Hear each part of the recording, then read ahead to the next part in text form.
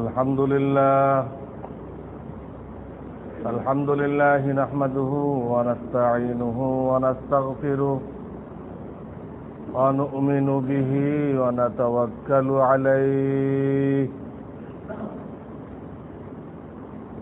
ونعوذ بالله من شرور أنفسنا ومن سيئات أعمالنا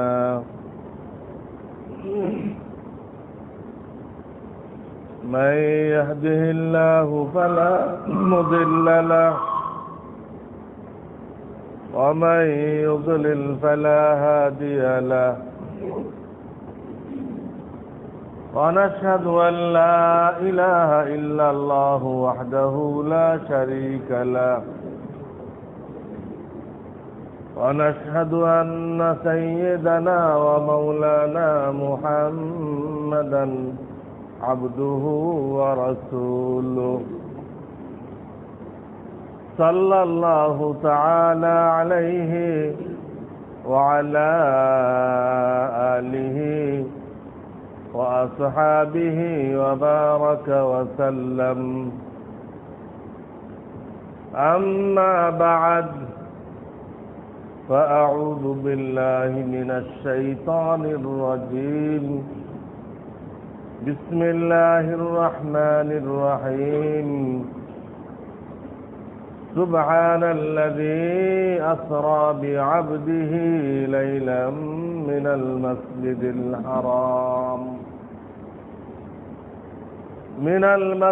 الحرام إلى المسجد الأقصى الذي باركنا حوله لنريه من آياتنا إنه هو السميع البصير. وقال رسول الله صلى الله عليه وسلم من قال لا إله إلا الله مستيقنا بها قلبه دخل الجنة أو كما قال رسول الله صلى الله عليه وسلم.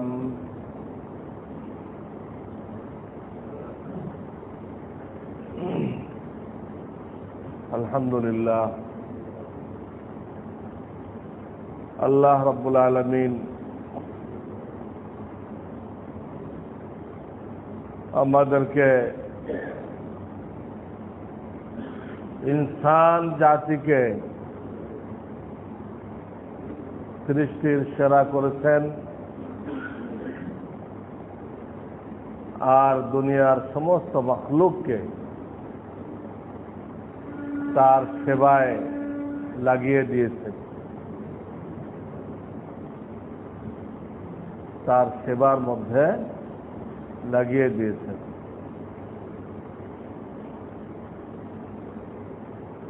আল্লাহ রাব্বুল আলামিন আমাদেরকে দুনিয়া আখিরাতের কামিয়াবির জন্য কিছু বিধান দান করেছেন, হুকুম আহকাম নাযিল করেছেন, যা আমাদের উপকারের জন্য, এবং কিছু নিষেধ এটাও রেখেছেন, এটাও আমাদের উপকারের জন্য। আল্লাহর আদেশ নিষেধ যতগুলো রয়েছে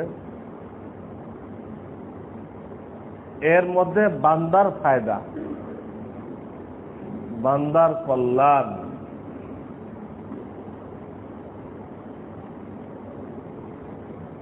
আল্লাহর কোনো ফায়দা নেই। আল্লাহ তো নিজের সম্পর্কে বলে দিয়েছেন আল্লাহুস সামাদ, তিনি বেনিয়াজ, বেনিয়াজ।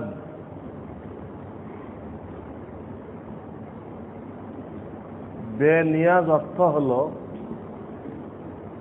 যে তিনি কারোর দিকেই মুখাপেক্ষী নন, আর সবকিছুই সমস্ত মখলুক আল্লাহর দিকে মুখাপেক্ষী। আল্লাহর সাহায্য না হলে কেউ চলতে পারে না। এক কদম চলার ক্ষমতা কারণ নেই আল্লাহর সাহায্য না হলে। আল্লাহুস সামাদ। এই জন্য একটা হাদিস আপনাদেরকে শোনাইছিলাম আগেও, যে হাদিসে বলা হয়েছে দুনিয়ার সমস্ত মানুষ যদি আল্লাহওয়ালা হয়ে যায়, আল্লাহকে মাননেওয়ালা হয়ে যায়, তাও কি ধরনের? মুহাম্মদুর রাসূলুল্লাহ সাল্লাল্লাহু আলাইহি সাল্লামের মতো মাননেওয়ালা। ওই হাদিসে আসছে যে আল্লাহ তাআলার বাদশাহীর মধ্যে, আল্লাহ তাআলার সালতানাত এর মধ্যে কোনো কিছু বর্ধিত হবে না, কিছু বাড়বে না। আবার যদি উল্টা হয়, দুনিয়ার সকল মানুষ একযোগে আল্লাহর নাফরমান হয়ে যায়, আল্লাহর হুকুমের বিরুদ্ধাচারণ করে, এবং কোন পর্যায়ে ইবলিস যে আল্লাহর সাথে সরাসরি অমান্য করেছে, নত হয়নি।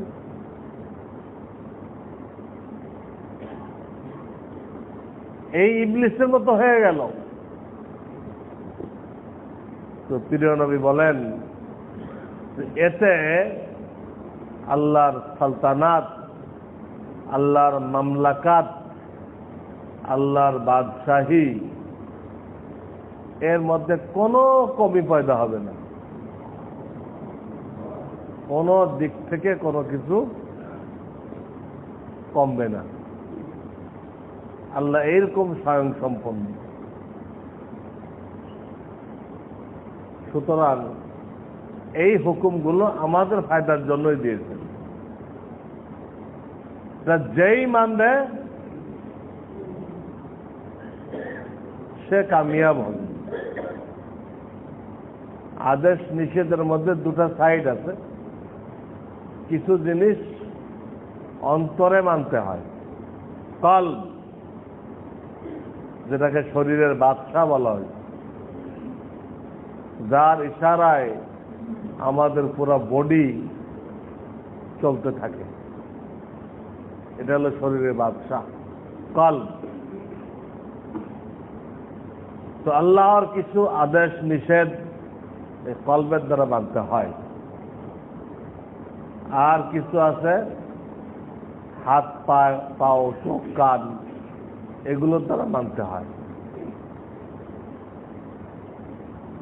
এখন যারা নাকি দুটোটা মানল, কলবেরটাও মানল, অঙ্গ প্রত্যঙ্গেরটাও মানল, উভয়টা মানছে, আল্লাহ তাকে দোজাহানের কামিয়াবি দান করবেন। দুনিয়ারও কামিয়াবি, আখিরাতের কামিয়াবি, সব জায়গায় সে কামিয়াব, শান্তি, ইজ্জত।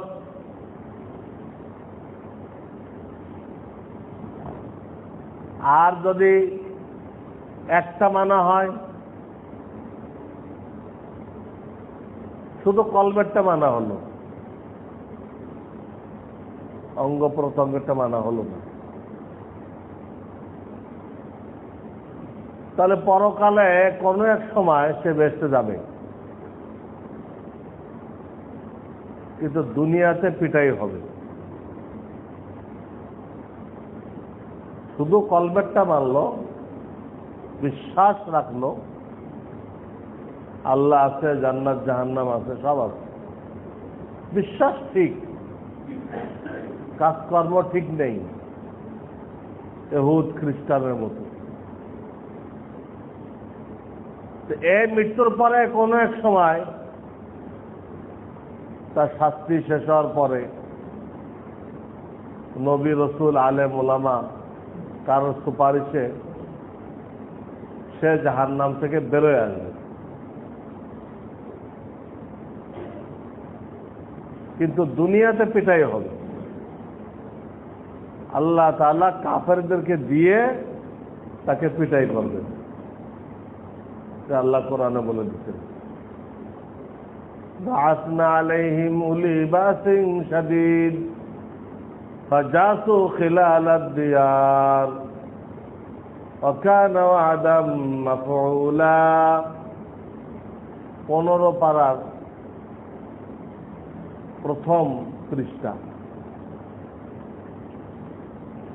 15 পারার প্রথম পৃষ্ঠা। এখানে আল্লাহ জানাই দিচ্ছেন, তোমার বিশ্বাস ঠিক আছে, আমাকে আল্লাহ বলে স্বীকৃতি দিত, কিন্তু কাজকর্ম নাফরমানদের মতো, অবিশ্বাসীদের মতো। বিশ্বাস ঠিক, কাজকর্ম গলত। তোমার লিবাস, তোমার চালচলন সব তাদের মতো। তাদের হালাল হারামের চিন্তা নেই, এর হালাল হারামের চিন্তা নেই, সব হালাল, সব হালাল করে ফেলছে।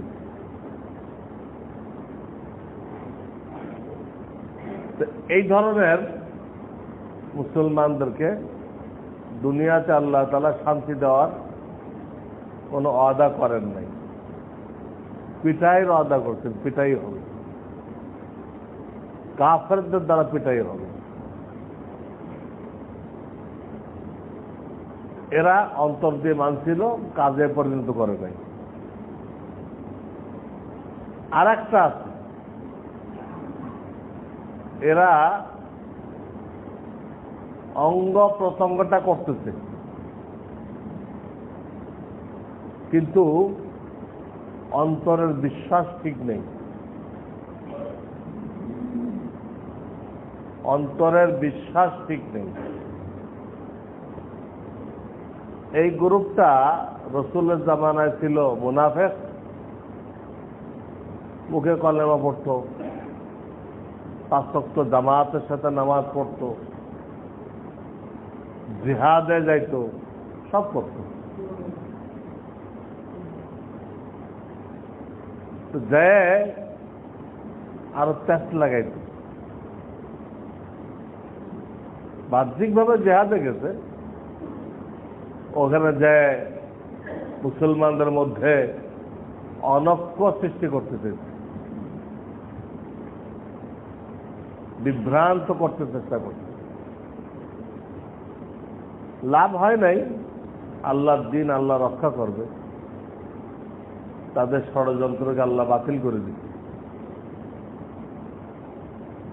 তো এই যে গ্রুপটা রসুলের জামার মুনাফিক, অন্তরের বিশ্বাস ঠিক নেই, হাত পায়ের কাজ ঠিক আছে। এরা দুনিয়াতে সুযোগ সুবিধা পাইছে, বাইতুল মাল থেকে মাসে মাসে ভাতা পাইছে, আর মুসলমানরা যত সুযোগ সুবিধা পায় সব এরা পাইছে,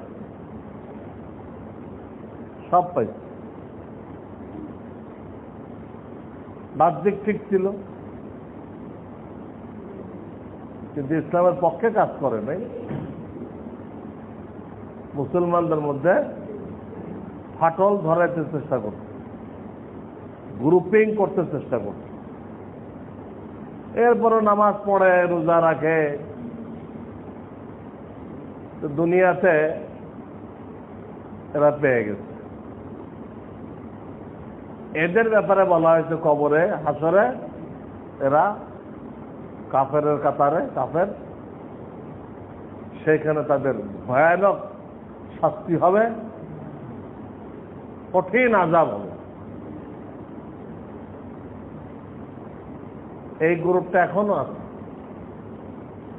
ইহুদ নাসারা এখনো আছে। এরা অন্তরে ইসলামকে বিশ্বাস করে না, কিন্তু দুনিয়াবী সুবিধার জন্য তারা ইসলামকে ব্যবহার করে। তারা যত কিছু আবিষ্কার করে, যত সভ্যতা পৃথিবীকে দেয়, সব ইসলাম থেকে নিচ্ছে, সব ইসলাম থেকে নিচ্ছে। এইটা নানান রকম ইকোনমিক্স আরো কি কি নাম টাম দিয়ে পেশ করছে, আর মুসলমানরা তাদেরকে বাহবা দিতে, কি সুন্দর অর্থনীতি নারা দিলেন। কিন্তু এই বেকুবগুলোর খবর নেই কোথায় দিচ্ছে। তোমার ঘরেতে চুরি করে আবার তোমার দিচ্ছে, এ কোত্থেকে পাইবে? ওর ইঞ্জিল তওরাতে এগুলো কোনো বয়ানই নেই। ইকোনমিক্সের নীতি কি হবে, অর্থনীতি কি হবে, দেশ চালানোর পদ্ধতি কি হবে, ইঞ্জিলে নেই, বাইবেলে নেই, সব কোরআন থেকে নিয়ে ওর মধ্যে কিছু আবার নিজের মতামত ঢুকাইছে, ঢুকায় একটা নীতির আকার দিয়ে পেশ করছে। যত ভালো ভালো জিনিস তারা দেখাই দিচ্ছে, সব তারা ইসলাম থেকে নিচ্ছে। মুসলমান তো ইসলাম নিয়ে রিসার্চ করে না, কিন্তু কাফেররা প্রচুর রিসার্চ, প্রচুর গবেষণা করে, ইসলাম সম্পর্কে অনেক বেশি জেনে এটা তারা গ্রহণ করতেছে, মানে না, জানে, জেনে দুনিয়াবি ব্যাপারে এটাকে গ্রহণ করতে। তো দুনিয়াতে তারা কামিয়াব হইতেছে, দুনিয়াতে কামিয়াব হইতেছে। এই কথাই মুফতি শফি রহমাতুল্লাহ লিখছে, কুফর তো মিটে যাওয়ার জিনিস, ধ্বংস হয়ে যাওয়ার জিনিস, তারা দুনিয়াতে চাঙ্গা হয় কিভাবে, মাথা উঁচু করে কিভাবে, বিশ্ব মার্কেট নিয়ন্ত্রণ করে কিভাবে। কুফর তো মিটে যাওয়ার জিনিস, মিটনে ওয়ালি চিজ, আর ইসলাম হলো বুলন্দ হওয়ার জিনিস, যোগ্য, এটা উঠবে, ওটা নিচে নামবে, অথচ মার্কেট তাদের কাছে। তো মুফতি শফি রহমাতুল্লাহ লিখছেন, নবী আলাইহিস সালাম যে সমস্ত নীতিমালা দিয়ে গেছেন, ব্যবসার লেনদেনের, 2 নম্বরই করো না, ভেজাল দিও না, মিথ্যা কথা বলো না, অনেক নীতিমালা তিনি দিয়ে গেছেন। হাদিসের কিতাবে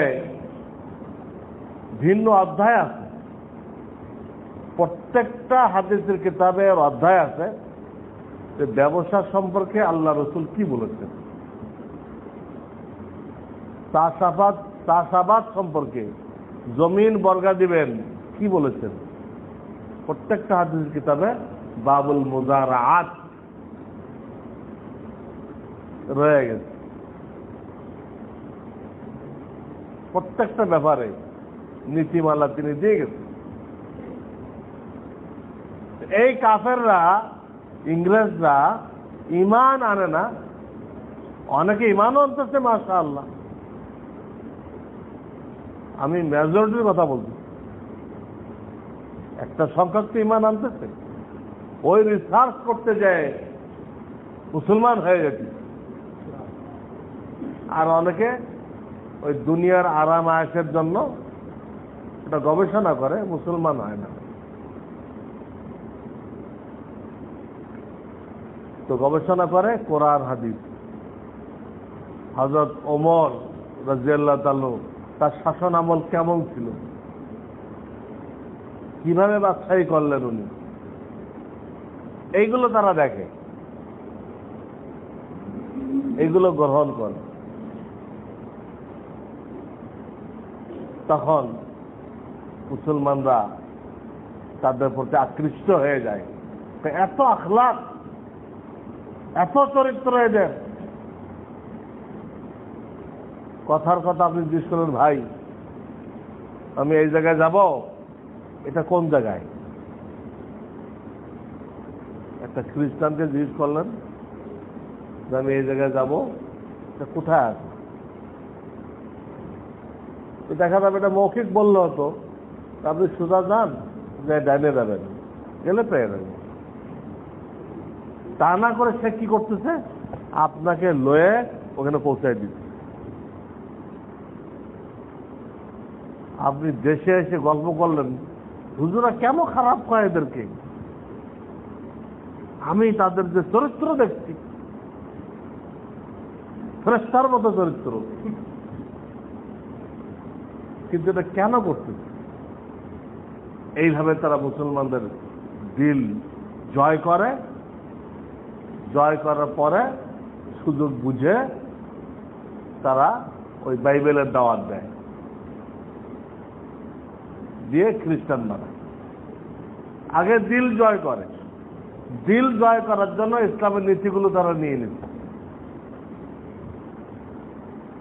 তো মুসলমানরা দেখে আমার স্বজাতি, সে তো আমার সাথেই ব্যবহার করে না।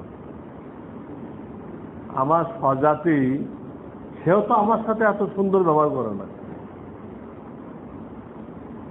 এই খ্রিস্টানদের ব্যবহার করল, তো এর কাছে এলেম কালাম নেই, তখন সে মনে করে এটাই মনে ঠিক ধর্ম। এত সুন্দর ব্যবহার, এর ধর্ম ঠিক না হলে এত সুন্দর ব্যবহার করতে বললো। ও যে তোমারটা চুরি করে নিয়ে গেছে, নিয়ে তোমার মন জয় করে তোমাকে খ্রিস্টান বানানোর জন্য সেই পলিসি করছে, এটা ধরতে পারে না। হ্যাঁ, আমি তো এক কিস্সা এই পর্যন্ত শুনছি, এক কিস্সা, এক মুসলমান এক খ্রিস্টানের সাথে ব্যবসা করত। তো ওই চুক্তি অনুযায়ী যখন ব্যবসা শেষ, সব টাকা দেয় নেই, কিছু বেইমানি করছে, গাদ্দারি। তো কে বা কাহারা বলছে ওই মুসলমানদের, ওদের পাদ্রীকে জানাই দাও, পাদ্রীকে জানাই দাও। তো ওই মুসলমানটা পাদ্রীকে জানাই দিচ্ছে। পাদ্রী আবার ওই বেটারা ডাকছে, দেখে জিজ্ঞেস করছে যে তুই কি মুসলমান হয়ে গেছিস নাকি? কেন এ কথা কেন বললেন? আর বললো এই রিপোর্ট শুনলাম, একজনের টাকা দিচ্ছ না ঠিক মতো। তো এগুলো তো মুসলমানরা করে, টাকা মেরে দেওয়া, ওয়াদা ভঙ্গ করা তো ওদের কাজ, আমাদের কাজ তো না। আমরা এগুলো করলে তো বিশ্ব জয় করতে পারবো না।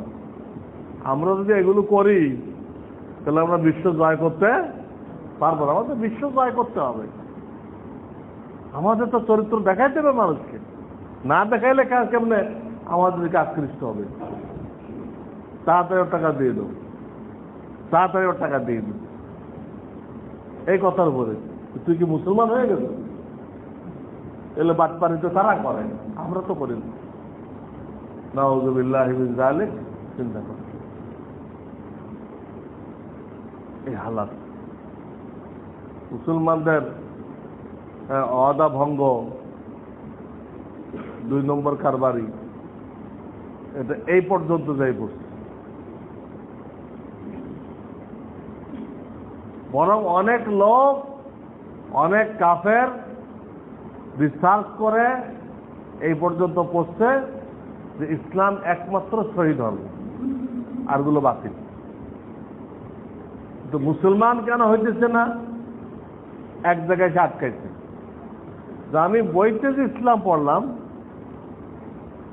এই ইসলাম মাননেওয়ালা মুসলমান তো নেই কোথাও। বইতে যে ইসলাম পড়লাম আমি, এই ইসলাম মাননেওয়ালা মুসলমান কই? পৃথিবীতে এই মুসলমান তো নেই কেউ। এখন যে মুসলমান আছে ওর থেকে তো আমি ভালো। ও যে পরিমাণ মিথ্যা বলে আমি বলি না, ও পরিমাণ যে পরিমাণ ধোঁকাবাজি করে আমি ধোঁকাবাজি করি না, ও মালে ভেজাল দেয় আমি তো দেই না, ও ওয়াদা রক্ষা করে না আমি তো ওয়াদা রক্ষা করি। তাহলে আমি মুসলমান হব কেন? সমস্ত চরিত্র দিক দিয়ে মুসলমানের থেকে আমি উপরে আছি, তাহলে মুসলমান হব কেন? এইখানে আটকা পড়ে।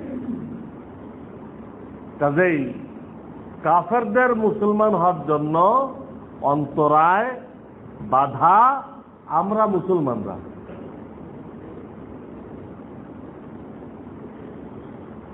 আমাদের দায়িত্ব ছিল নিজে 100% কোরআন হাদিস মানব এবং কাফেরদেরকে দাওয়াত দিব। কিন্তু কোনটাতে নেই। কোরআন হাদিসের চরিত্র আমরা পেশ করতে পারি নাই, দাওয়াতও দিই নাই। এই হাতে গোনা কয়েকটা লোক দাওয়াত দিচ্ছে, যেটা কোনো পার্সেন্টেজের মধ্যে আসে না, শতকরা এত লোক এই হিসাবে পড়ে না। প্রত্যেকটা মুসলমানকে আল্লাহ রসুল দায়ী বলে গেছেন। প্রত্যেকটা মুসলমান তার ফরজ দাওয়াত দেওয়া। সেখানে এত নগণ্য সংখ্যক লোক এই কাজ করতেছে যেটা এখন হিসাবে ফেলা যেতেছে না। তা বলা যেতেছে না শতকরা 10 জন, তা বলা যেতেছে না। হয়তো বলতে হবে যে লাখে 1 জন, এটা তো হলো না। এই 3 শ্রেণী আল্লাহ যে আদেশ নিষেধ নাযিল করছেন, এটা যে দিলেও মানবে হাত পায়েও মানবে, সে দুনু জাহানে কামিয়াব। যে দিলে মানবে হাত পায়ে মানবে না, বিশ্বাস আছে, আমল ইহুদ খ্রিস্টানের মতো মদ খাইতেছে, শুয়োরের গোস্ত খাইতেছে, ওদের সাথে সব মিল আছে। নামাজ নেই, যাকাত নেই, তিলাওয়াত নেই। দিলে মানে আমলে নেই। এদের দুনিয়াতে পিটাই করা হবে, কাফেরদেরকে দিয়ে পিটাই করা হবে। বাসনা আলাইহিম উলি বাসিন শাদীদ ফাজাসু খিলাল আদ-দিয়ার। এতে বলা হয়েছে তোমাদের ঘরে ঘরে আমি কাফের বাহিনীকে ঢুকাই দিই আর তোমাদের পিটাই করবে, পুরুষদেরকে মেরে ফেলবে, মা বোনদের ইজ্জত লুণ্ঠন করবে। ওয়াকানা ওয়াদাম মাফউলা, আর আল্লাহর ঘোষণা বাস্তবায়ন হয়েই যাবে। এক গ্রুপ দিলে মানে কাজে মানে না। আর কাফের মুশরিকরা কাজে কিছু মানতেছে, কোরআন না হোক অনেকটা মানতেছে, দুনিয়াতে সুনামের জন্য, বিশ্ব জয় করার জন্য, বিশ্ব নেতৃত্ব হাসিল করার জন্য তারা বিভিন্ন কাজে কর্মে ইসলামের নীতিকে মানতেছে। তো তারা দুনিয়াতে কামিয়াব হয়েছে।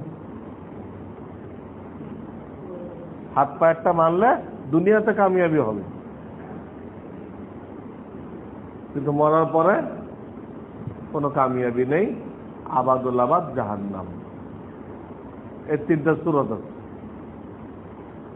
এই 3টা সূরত আমাদের সামনে আছে,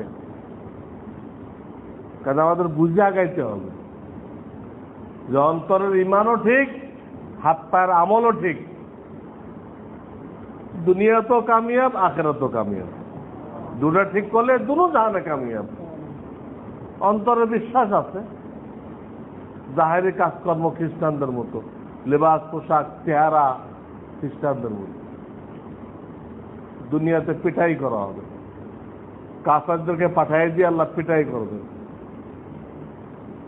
দুনিয়াতে শান্তির কোনো গ্যারান্টি নেই। হ্যাঁ, ইমানের জোরে একদিন না একদিন যাবে, বেশ এটা পরকালে, ওই দিলেরটা পরকালে কাজে লাগবে, দুনিয়াতে পিটাই হবে। আর যারা বাহ্যিকটা মানছে, অন্তরটা মানে নাই, কাফের মুশরিকরা, এরা দুনিয়াতে লাভবান হবে, অনেক আগায় যাবে, নেতৃত্ব কর্তৃত্ব পাবে, মানুষের সুনাম পাবে, মানুষের সুনাম পাবে। আখিরাত নেই, কোনো লাভ নেই আখিরাতে। দুনিয়াতে খুব সুনাম, সাংঘাতিক সুনাম। আমাদের দেশের লোকেরা চিকিৎসা করতে কলকাতা যায় কেন, মাদ্রাজ যায় কেন? সেখানে তারা রোগীদের এমন সেবা করে যে সে দেশে এসে তাদের প্রশংসায় পঞ্চমুখ হয়। তখন আর 10 জন যাওয়ার জন্য তৈরি হয়ে যায়। এইভাবে আমাদের টাকাগুলো কাফেররা নিয়ে যেত। আমাদের দেশে তো হাসপাতাল আছে, এইখানেও রোগীর সেবার জন্য লোক রাখা হয়েছে, কিন্তু এরা এমন কোন সেবা দেয় না যারা রোগী বাড়িতে এসে প্রশংসা করবে। কাফেরদের হাসপাতালে যে সেবা দেয়, দেশে এসে সে কয়েক মাস বলতে থাকে, কয়েক মাস তার অজিফা এটা, তার এই গল্পটাই দাওয়াত হয়ে যায়। চিকিৎসা করলে মাদ্রাজ যাওয়া উচিত। আমার দেশে এরা তো করতেছে না, এরা টাকা খাওয়ার জন্য ব্যস্ত। 2 মিনিটে এক রুগী দেখা শেষ, দেন 500 টাকা। কি শুনলা, কি দেখলা? এই কোন চিকিৎসা? রোগীর থেকে বিস্তারিত শুনতে হবে, বুঝতে হবে। বিস্তারিত যে শুনতো আর বুঝতো, তাহলে এত আর টেস্ট লাগতো না, ওষুধেই কাজ হয়ে গেছে। তুই শুনতেও রাজি নেই, কিচ্ছু নেই, কথা বললে রাগ হয়ে দেব, টেস্ট করে নিয়ে টেস্ট দেখবে কি সমস্যা তাও বলবে না, ওইগুলো খেয়ে নেবে। তো মানুষটা কোনো আস্থা পায় না, ডাক্তার বলে স্বীকৃতি দিতেও রাজি হয় না, কষাই। এই জন্য মুসলমানদের কোনো সেবার কোনো নাম নেই, প্রশংসা নেই। যারা আসল সেবক তাদের সেবার কোনো মান নেই। এই জন্য দুনিয়ার দিক দিয়ে কাফেররা আগাই রেখেছে, বিশ্ব কর্তৃত্ব তাদের কাছে। আজীব আজীব পলিটিক্স। গতকাল আমার কাছে খবর আসছে, সাতক্ষীরার একটা থানা আছে, তালা থানা। এখানে খ্রিস্টানরা প্যান্ডেল করছে, আর ওই রোডে চতুর্দিক দিয়ে বাস আছে, কয়েকটা বাস ফ্রি করে দিই, কোনো পয়সা লাগবে না। এই মেলাতে আসতে কোনো পয়সা লাগবে না, এখানে আসবে, এখানে ফ্রি খাওয়া দাওয়ার ব্যবস্থা করছে। বাস ফ্রি, খাওয়া দাওয়া ফ্রি। মেম্বার সাহেবের সার্টিফিকেট আনতে হবে যে লোকটা গরিব মানুষ, সার্টিফিকেট আনতে হবে। আনলে তাকে এক একজনকে এক একটা দিচ্ছে, 50,000 টাকা তার গরু দিচ্ছে, বিদেশি গরু, অনেক দুধ দেয়, এই গরু দিচ্ছে। তো আমাকে জানতে চাইছে ওখানে গরিব লোকেরা যে আমরা এই গরু নিব কিনা। কোনো শর্ত দিচ্ছে না, বাস ফ্রি, খানা ফ্রি, প্যান্ডেল ফ্রি, গরু ফ্রি। যে আমাদের বাংলাদেশি গরু না, 20,000 টাকার না, 50,000 টাকা দেওয়ার গরু দিচ্ছে নিঃশর্ত ভাবে। তো নেওয়া যাবে কিনা? তা আমি তাদেরকে বললাম, ভাই এটা তো ওই যে টোপ ফেলে মাছ ধরার জন্য, এটা টোপ, এই টোপটা তো আপনারা গিলবেন, ওদের কাছে তো আপনার লিস্ট থাকবে, গিলার পরে যখন নাকি বর্ষিটা টান দিবে তখন কি করবেন? আপনার বাড়িতে বাইবেল যাবে, বিভিন্ন কিছু যাবে, বারবার তারা যোগাযোগ করবে, বিভিন্ন লোভ দেখাবে, তখন তো আপনার বাচ্চা কাচ্চা সব সহ আপনি খ্রিস্টান হয়ে যাবেন। এখন তো দেখতেছেন ফ্রি দিচ্ছে, কিন্তু পিছনে কি আছে? এই টপের পিছনে কি আছে এটাও দেখেন। এলাকার অল্প শিক্ষিত আলেম, তাদের কাছে জিজ্ঞেস, তারা কথা না তো নিঃশর্ত দিচ্ছে, খ্রিস্টান হওয়া তো শর্ত দেয়নি, তো নেন। ওরা ফতোয়া দিতে নেওয়ার, পাবলিকদের বিশ্বাস হয় নাই, পরে ফোন করছে, তাহলে খবরদার এটা নিবেন না, তো অন্যদেরকেও নিতে মানা করেন, এর পিছনে বিপদ আছে। এক সময় এই যে গরু নিতে গেলেন, আপনাকে ঈমান দিয়ে দিতে হবে, এই গরুটা সে আপনার ঈমানের বিনিময় দিচ্ছে, এখন বুঝবেন না, আর কটা দিন পরে বুঝবেন। দেখেন এই যে আশা বিরাট মুসলমানরা চালাই দিচ্ছে, এইসব এনজিওর পক্ষ থেকে এইগুলো করা উচিত। এগুলো পরিচালক কিন্তু মুসলমান, আদমশুমারিতে মুসলমান, তসলিমা নাসরিন মার্কা মুসলমান, আল্লাহর খাতায় না, আল্লাহর খাতায় এরা মুসলমান না। যারা খ্রিস্টানদের পক্ষ হয়ে গরিব মুসলমানদের দুর্বলতার সুযোগ নিয়ে তাদেরকে খ্রিস্টান বানাই দিচ্ছে, এই দেশটাকে খ্রিস্টান দেশ বানাইতে চায়, এটা তাদের অদূর ভবিষ্যতের প্ল্যান। প্রতি বছর তাদের সংখ্যা বাড়তেছে, খ্রিস্টানদের সংখ্যা প্রতি বছর বাড়তেছে, এখন তো কোটির কাছাকাছি গেছে।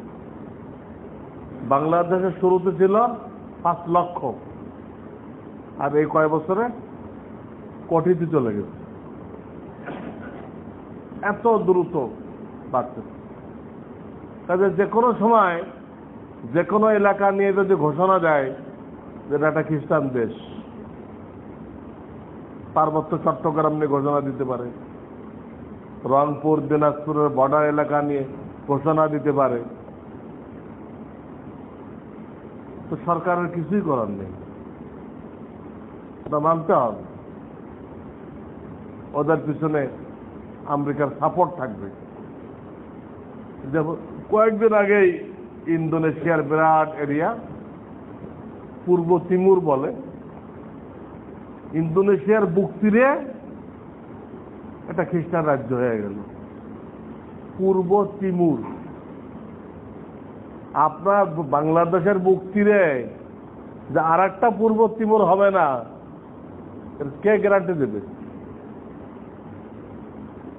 সন্তুল আরমানও তো ঠিকাদারি নিয়ে বসে আছে, এই ঠিকাদারি নিয়ে। এই অবস্থায় যদি মুসলমানরা সজাগ না হয়, কাফেররা কিন্তু এগুলো করতেই থাকবে, করতেই থাকবে। আমাদেরকে ইসলাম থেকে সরানোর জন্য, আমাদের দেশকে টুকরা টুকরা করার জন্য করতেই থাকবে।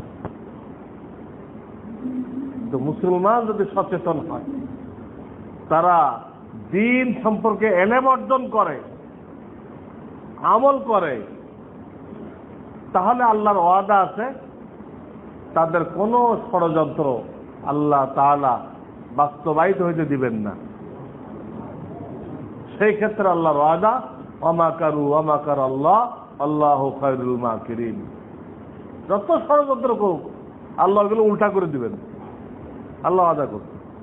ওরা তোমাদের বিরুদ্ধে ষড়যন্ত্র করবে, কিন্তু আল্লাহ কি করে দিবেন? উল্টা করে দিবেন। ফিরআউন ষড়যন্ত্র করছিল না?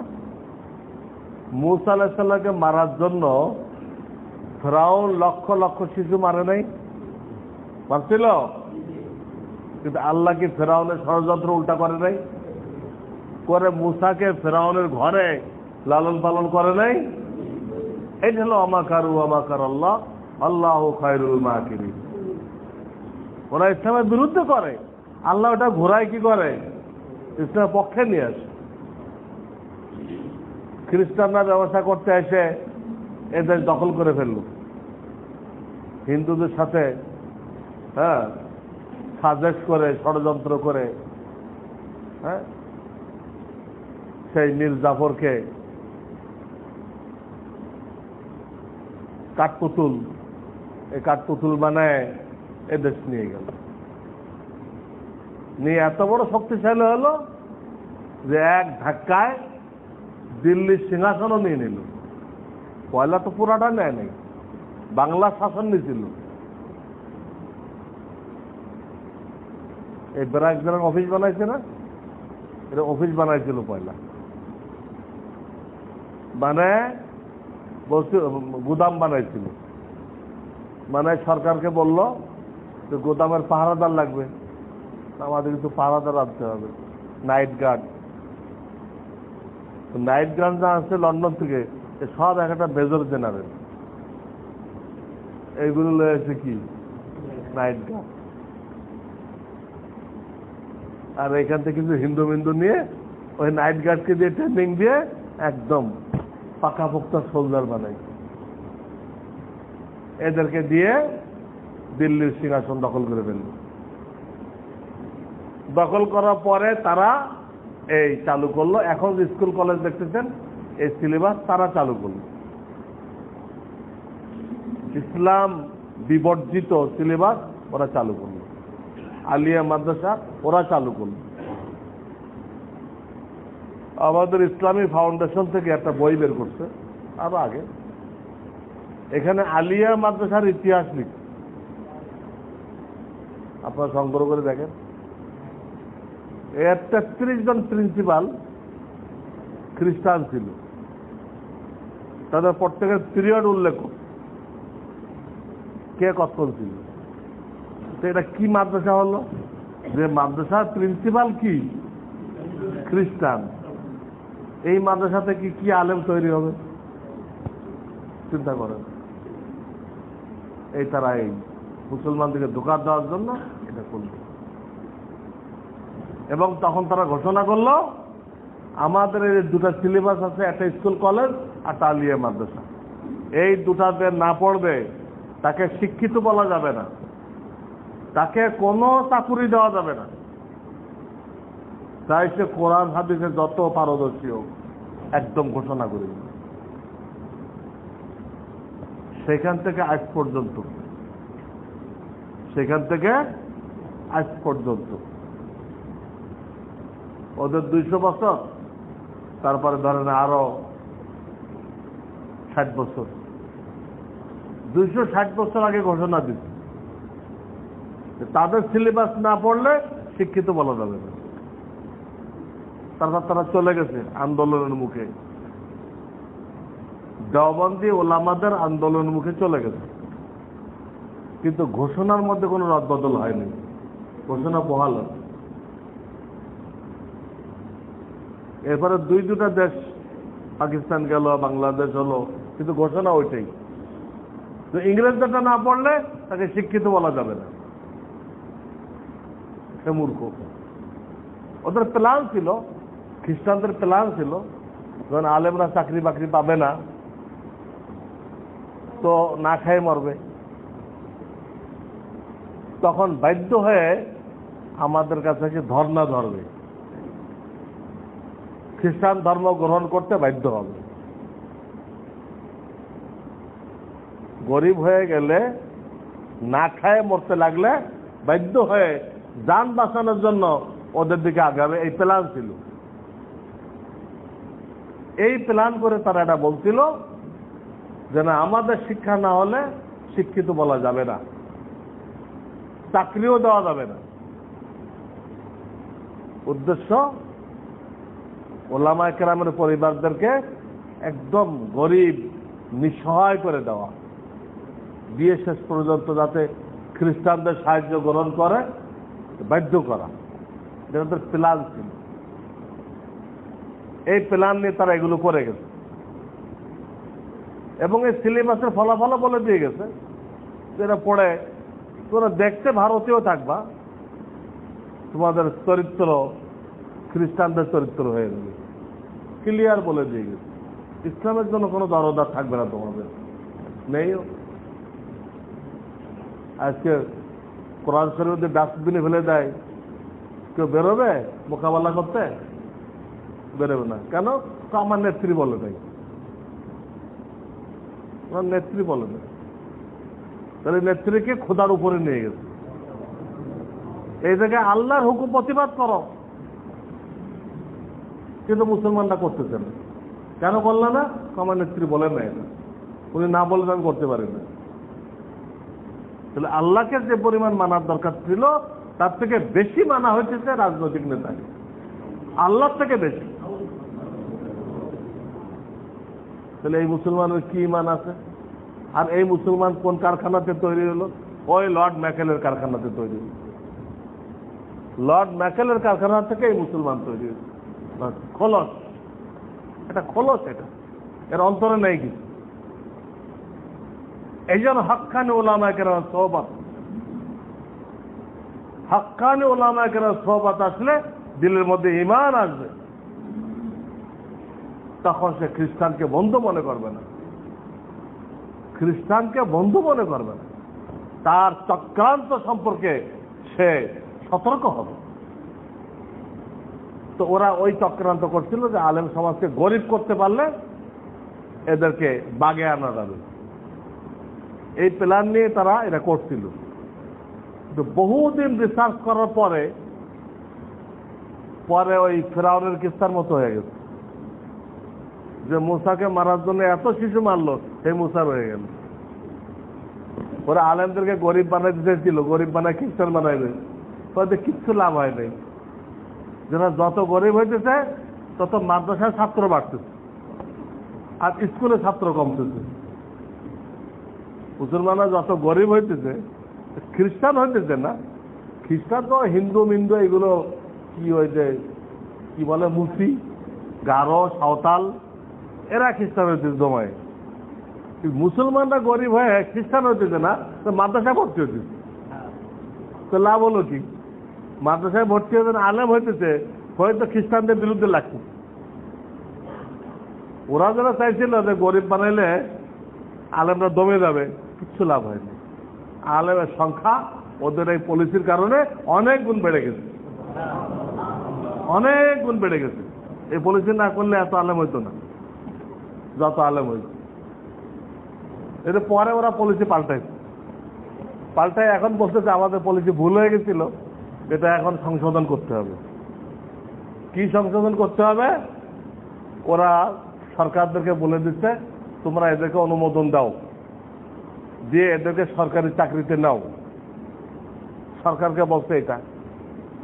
আবার বিভিন্ন ব্যাংক ট্যাঙ্ককে বলে দিচ্ছে হ্যাঁ তোমরা সব ইসলামী শাখা খোলো, ইসলামী শাখা খুলে এনে হুজুরদের ঢুকাও, টুপিওয়ালাদের ঢুকাও। পয়লা শাখা খোলো, কতদিন পরে পুরো ব্যাংক ইসলামী বলে দিও। কিছু ইসলামী না, কিন্তু এগুলো কোনো সম্পর্কই নেই, ভুয়া, একদম ভুয়া। ওই হিন্দুরা একবার হালাল সাবান বের করছিল, হিন্দুরা হালাল সাবান বের করছিল, যা চলছিল হালাল সাবান সবাই কিনছে। পরে তালাশ করে দেখা গেল ওটা হিন্দু কোম্পানি। কেমনে জানলাম? আমি তখন মাসিক রহমানি পয়গম্বরের সম্পাদক ছিলাম, তা আমি লোক পাঠিয়েছিলাম ওইখান থেকে অ্যাডভার্টাইজ আনতে। তো বিভিন্ন লোকের জিজ্ঞেস করছে আপনার নাম কি? এর নাম শ্রাবণ, ওর নাম ভাদ্র, ওর নাম কার্তিক, সব হিন্দু। এরা হালাল সাবান দিত, আর মুসলমান হুমড়ি খেয়ে পড়ছে হালাল সাবান। চিন্তা করেন, ঠিক এরকম একটা ইসলামের নাম দিয়ে সুদকে হালাল করে নি। আগে তো মানুষের অনুভূতি ছিল, তওবা করত। এখন আর তওবাও করবে না, হালাল মনে করে খাবে আর তওবা ছাড়া মারা যাবে। এইগুলো এখন ইহুদিরা প্ল্যান চেঞ্জ করছে, করে হুজুরদেরকে কিভাবে বিভিন্ন চাকরিতে ঢোকানো যায়, ব্যাংকে হোক বা সরকারি চাকরিতে হোক। তারা দেখতেছে এদেরকে চাকরিতে ঢুকায় দুনিয়ামুখী করে দাও, এরা কিছু গাড়ি বাড়ির কিছু মজা পাক। গাড়ি বাড়ির মজা পাইলে ওইটা রক্ষা করতে যায় আর মাদ্রাসার দিক তাকাবে না, তখন মাদ্রাসার সংখ্যা কি হয়ে যাবে, কম হয়ে যাবে। এখন প্ল্যান চেঞ্জ করে এদিকে চলে আসে। এই জন্য এখন বিভিন্ন ব্যাংকের ভিতরে হুজুরদের খুব দাম বাড়ছে শরিয়া বোর্ডে নেওয়ার জন্য। আমাকে তো কতগুলো ব্যাংক প্রস্তাব দিচ্ছে। হ্যাঁ, এই যে কি ট্রাস্ট ব্যাংক, সেনাবাহিনীর ব্যাংক আছে না, এই ব্যাংক থেকে আমাকে প্রস্তাব দিচ্ছে, এক্সিম ব্যাংক থেকে প্রস্তাব দিচ্ছে। কিন্তু জানি যে ওরা ওদেরটা করবে, আমারটা তাকে রেখে দিবে। আমি এই যে ফর্মুলা দিব, এটা সব তাকে থাকবে, তাকের মধ্যে রেখে দেবে সুন্দর করে, আর ওরা ওদের মতো চালাবে। আর আমাকে হাতির দাঁত হিসেবে রাখবে। উনি বাংলাদেশের একজন খুব খ্যাতনামা মুফতি, উনি যখন আমাদের ব্যাংকে আছে, তোমাদের সন্দেহ করা তো কুফুরি কাজ। বুঝছেন, আমাকে ব্যবহার করার জন্য এইসব ব্যাংক আমাকে প্রস্তাব দিচ্ছে। আপনাদের দোয়া, আমি কোনো ব্যাংকে ছাড়া দিই নাই। জানি যেগুলো ইসলামী করা যাবে না, এদের মূলত ইসলামী করার মানসিকতা না। যদি বুঝতাম যে ইসলামই করবে এরা এবং আমার প্রস্তাবগুলো মানবে, তাহলে আমার যাওয়া জরুরি ছিল। কারণ লোকেরা সুদের থেকে বেরোয় আসতে চায়, সেই ক্ষেত্রে আমাদের সাহায্য করা জরুরি। আমি যদি বুঝতে পারি যে এই লোকগুলো সত্যিই সুদের থেকে কি করতে চায়, বেরোয় আসতে চায়, তখন আমাদের সহযোগিতা করা জরুরি।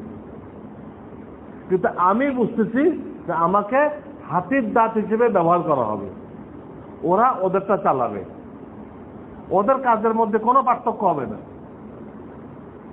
এই মুহূর্তে ওখানে গেলে কিছু তো ফায়দা হবে না, বরং লাখ লাখ মানুষকে আমি ধোঁকা দিলাম। আমার ব্যক্তিত্বের কারণে আমি হয়তো 1 লাখ কি 2 লাখ বেতন পাইতাম।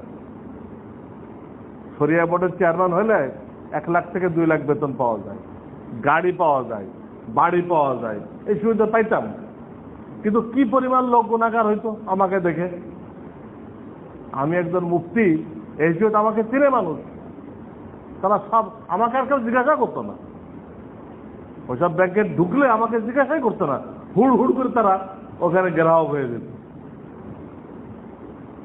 তো যাক, যদি ভুল হয় তো দায় দায়িত্ব ওনার উপরে, আমরা আল্লাহর কাছে ওনাকে দেখাই দিব।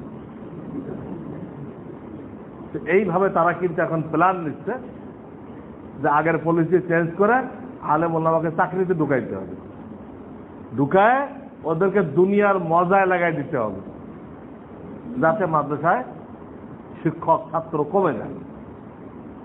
তাহলে এর মধ্যে কোনো হেকমত রাখতে পারে, বলা যে এক একটা করে পরে যাতে উল্টা হয়ে গেছে। এক একটা করে, এখন আর 8 পর্যন্ত বাধ্যতামূলক করে দিচ্ছে। তো বাহ্যিকভাবে তো খারাপ। আগে অনেক ছাত্র 5 পড়ে আসতো মাদ্রাসায়, এখন আসতে পারবে না। তা আল্লাহ এর মধ্যে কোনো খায়ের রাখতে পারে, শুরুতেই চলে আসবে। যারা ছেলেপেলে মাদ্রাসায় পড়াইবে ওরা আর স্কুলে দিবেই না, ওখানে দিলে এইটার আগে আর আসতে পারবে না। আর তৎক্ষণে ওটা পাঠা হয়ে যাবে, এটা খাসি করা যাবে, পাঠা খাসি করা যায়। তৎক্ষণ সে বাপের সাথে লড়াই করবে, ওদের মাদ্রাসায় দিতে চাইলে দিতে তো পারবে না, উল্টা বাপ কিল খাইবে। 5 পড়ে তো দিলে বাপের কথা মানে, 8 পড়ে যদি ছেলে মত না হয় তো বাপ জোর করে দিতে পারবে? ওই ছেলের সাথে পারবে বাপে? ও তো তোর মোটামুটি মাধ্যমিক স্তরের মাস্টার হয়ে গেছে 8 পড়ে। এই জন্য এর মধ্যে খায়ের থাকতে পারে। দেখা যাবে যে যারা ছেলেকে আলেম বানাইতে চায় শুরুতেই দিয়ে দিতে, এতেও মাদ্রাসার ছাত্র কি হতে পারে, বেড়ে যেতে পারে। আল্লাহ তো কাফেরদের ষড়যন্ত্র এইভাবে ঘুরাই দেয়, এইভাবে কি করে ঘুরাই দেয়। আর ওইখানেও লড়াই লেগে যাবে। যারা আগে লেকচারার ছিল এখন এরা টিচার হয়ে যেতেছে। লেকচারাররা এদের ডিমোশন হয়েছে এই সরকারের পলিসির কারণে, ওখানে ডিমোশন হয়ে যেত, ওখানে লড়াই লাগবে। তো দেখা যাবে যে কাফেরদের পলিসি আল্লাহ কাফেরদের মাথায় বেড়ে দেবে। আল্লাহ এটাই করুক, আল্লাহুম্মা আমিন। তো আল্লাহ তাআলা আমাদেরকে কাফেরদের ষড়যন্ত্র বোঝার তৌফিক দান করুক এবং আমরা যেন ইসলাম নিয়ে মজবুতের সাথে থাকতে পারি, তাহলে আল্লাহ আমাদেরকে সাহায্য করবেন। আল্লাহ আমাদেরকে তৌফিক দান করুক। আমাকে বললেন সেক্রেটারি সাহেব যে এসির টাকা পরিশোধ করতে পারেন নাই, ওনার খুব পেরেশানি হইতেছে, দোকানদারও বিরক্ত করতেছে। এই জন্য আপনাদের সকলের কাছে কয়েকজনকে তো দায়িত্ব দেওয়া হয়েছিল, হয়তো বা ওনারা সামলাইতে পারতেছেন কিনা, সকলকে আমি আবেদন জানাইতেছি একটু আপনারা সাহায্যের হস্ত সম্প্রসারিত করেন, জায়গায় আসেন, আগে আসে আমাদের কমিটিকে দায়িত্ব